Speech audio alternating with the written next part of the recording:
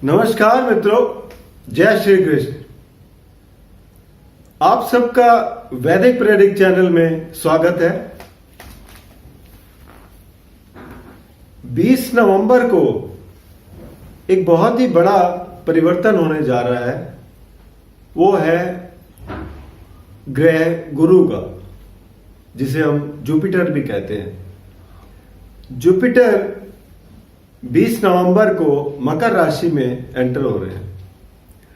अब ये परिवर्तन 60 साल बाद उसी राशि में और शनि के साथ दोनों जब इकट्ठे होते हैं तो ऐसा 60 साल बाद होता है।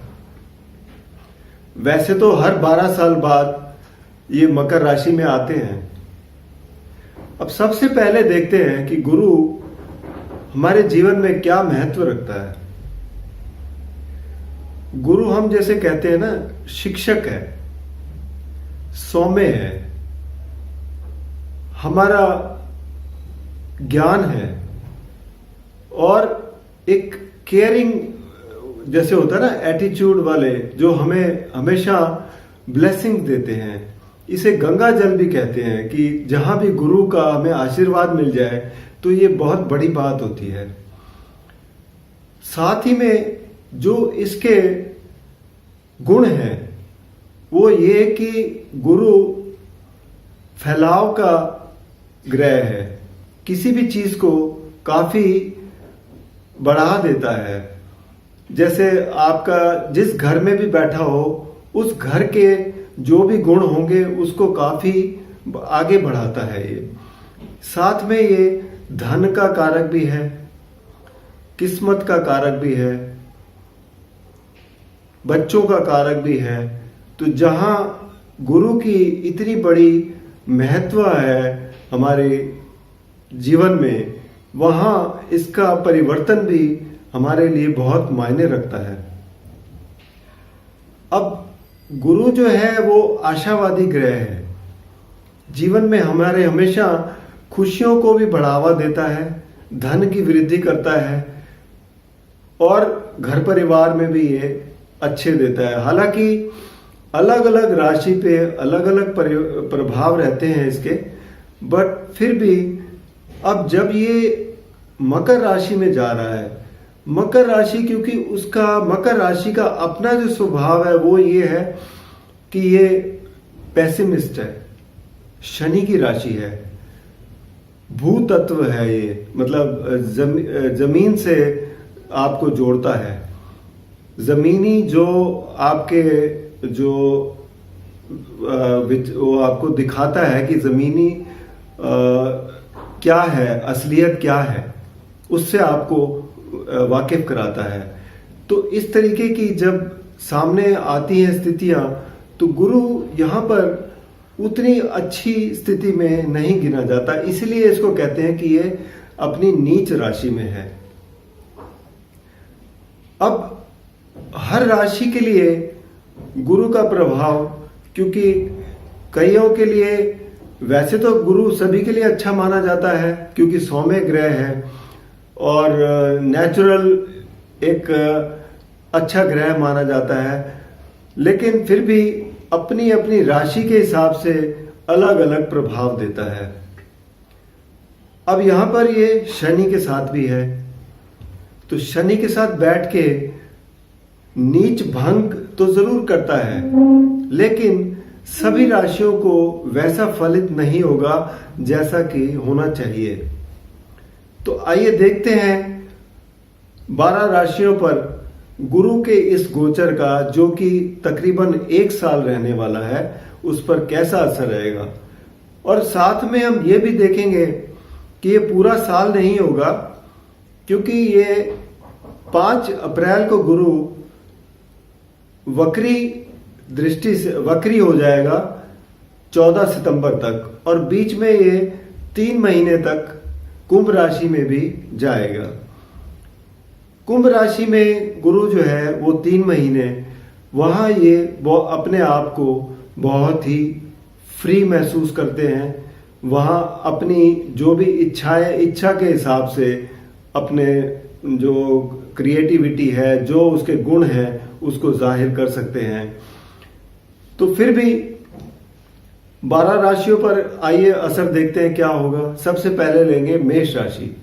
मेष राशि में गुरु का गोचर होने जा रहा है 10वें भाव में, यानी कि आपके कार्य क्षेत्र में, और साथ ही में शनि बैठे हैं।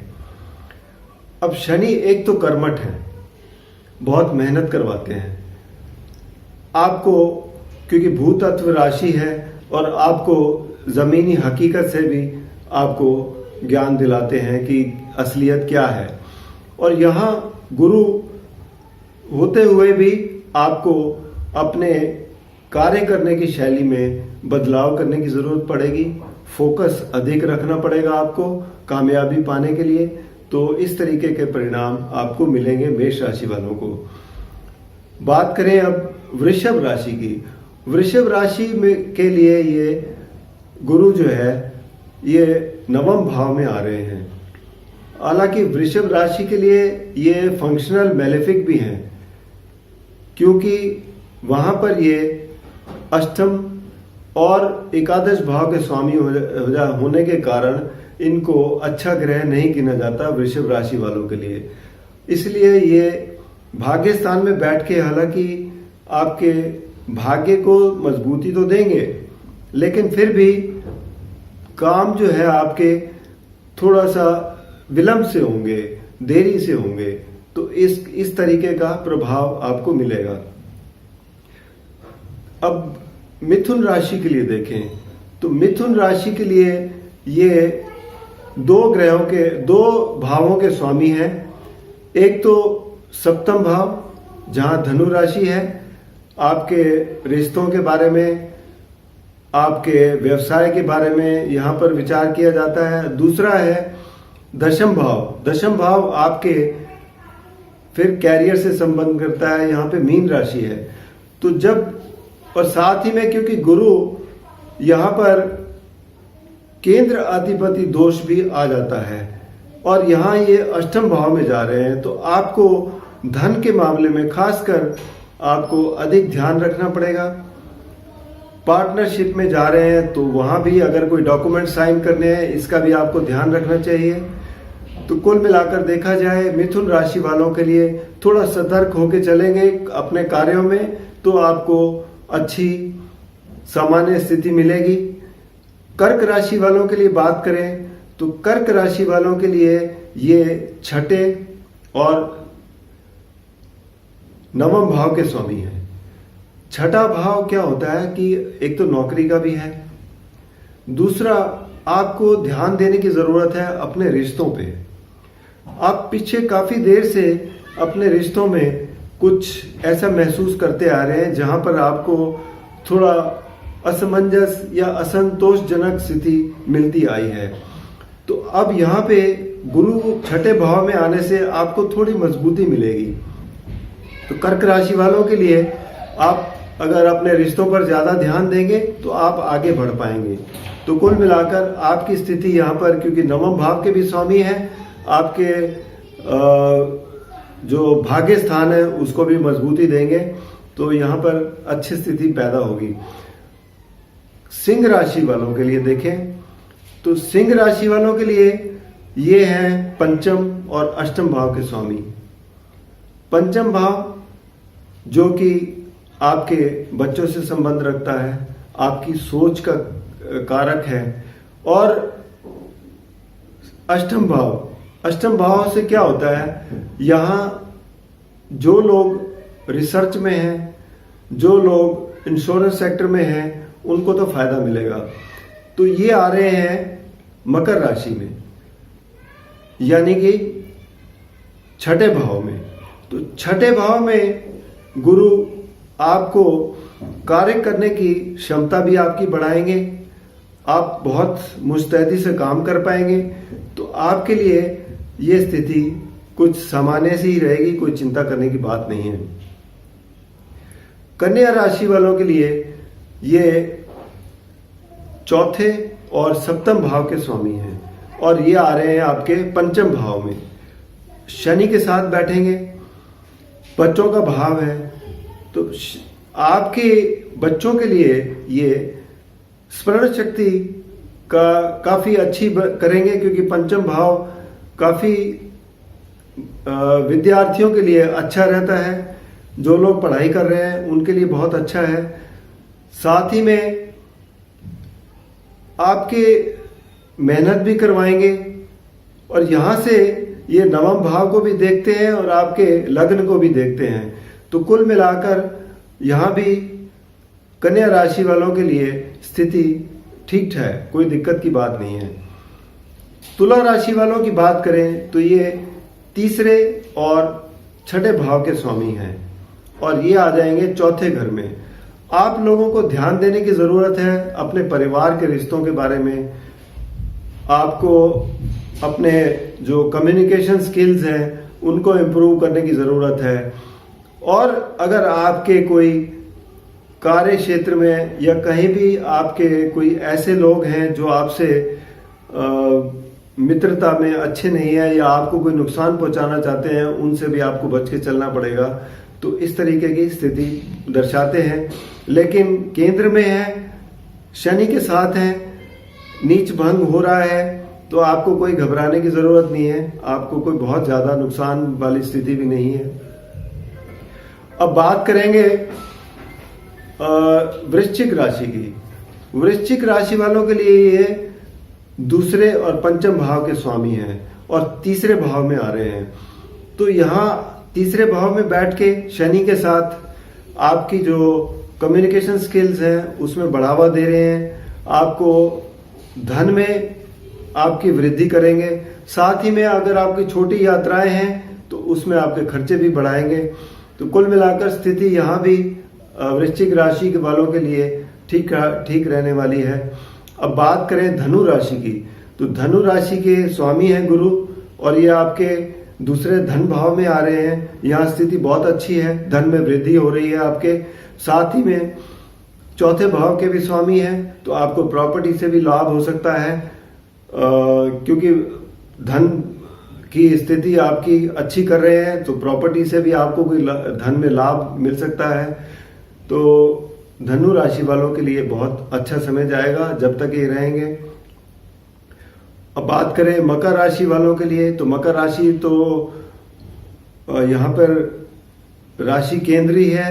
तो यहाँ पर बैठकर गुरु हमेशा पहले भाव में बहुत अच्छे परिणाम देते हैं। वो चाहे आपका धन भाव हो, आपकी भाग्य स्थान हो, आपके बच्चों का कोई भविष्य के बारे में बात हो, उनकी पढ़ाई के बारे में बात हो, तो यहाँ तीनों घर एक्टिवेट होते हैं और आपको बहुत अच्छे परिणाम मिलने जा रहे हैं।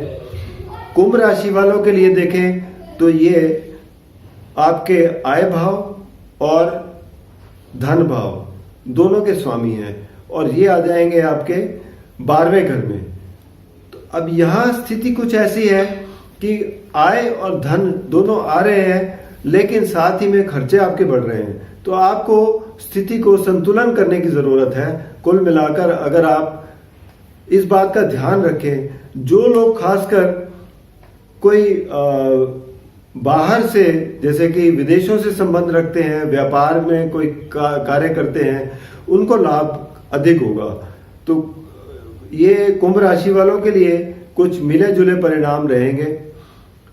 अब मीन राशि की बात करें तो मीन राशि के स्वामी हैं गुरु, और एकादश भाव में आएंगे शनि के साथ। तो एकादश भाव में जो भी ग्रह आता है, वो चाहे सौम्य हो, चाहे क्रूर ग्रह हो, नीच का हो या ऊंच का हो, वो हमेशा अच्छे ही परिणाम देता है। आय में वृद्धि होगी आपकी। दशम भाव के स्वामी हैं और आपको कार्य क्षेत्र में भी काफी सहायता मिलेगी। साथ ही में एकादश भाव में बैठ के ये आपके तीसरे भाव को भी देखेंगे, तो यहाँ भी आपको भाई बहनों से आपके जो रिश्ते हैं अच्छे करेंगे। सप्तम भाव को देखेंगे यहाँ बैठ के, तो आपके पति पत्नी के संबंध या व्यवसाय के रिश्ते भी आपके अच्छे करेंगे। तो कुल मिलाकर मीन राशि वालों के लिए भी अच्छा गोचर है। हाँ, जैसे मैंने कहा था कि मकर राशि वालों के लिए कुल जो है थोड़ा सा यहाँ पर गुरु जो है अपने आप को खींचा हुआ महसूस करते हैं। तो उस खुल के उस तरीके के परिणाम नहीं मिलेंगे। लेकिन जब ये 3 महीने के लिए कुंभ राशि में आएंगे तो कुंभ राशि में आपको, क्योंकि ये वहां पर ये अब कुंभ राशि में जब भी कोई ग्रह आता है तो वो, क्योंकि मूल त्रिकोण राशि है शनि की, और यहाँ पर खुली आजादी से काम करने की पूरी आजादी मिलती है, अपनी क्रिएटिविटी दिखाने की क्षमता बढ़ती है। तो यहाँ पर अपने आप को गुरु भी बहुत अच्छा महसूस करते हैं। वो 3 महीने आपके लिए, ज्यादातर लोगों के लिए बहुत अच्छे रहेंगे। तो ये था कुल मिलाकर परिणाम जो है पूरे साल का। ये दिसंबर तक रहने वाले हैं, अगले साल 2021 तक मकर राशि में, बीच में 3 महीने छोड़ के। तो इस तरीके के जो परिणाम रहेंगे। अगर आपको कहीं भी लगता है कि आपकी व्यक्तिगत रूप पर कोई समस्या आ रही है तो आप नीचे दिए गए नंबर पर संपर्क करें या वैदिकप्रेडिक्ट.com पर लॉगिन भी कर सकते हैं। धन्यवाद।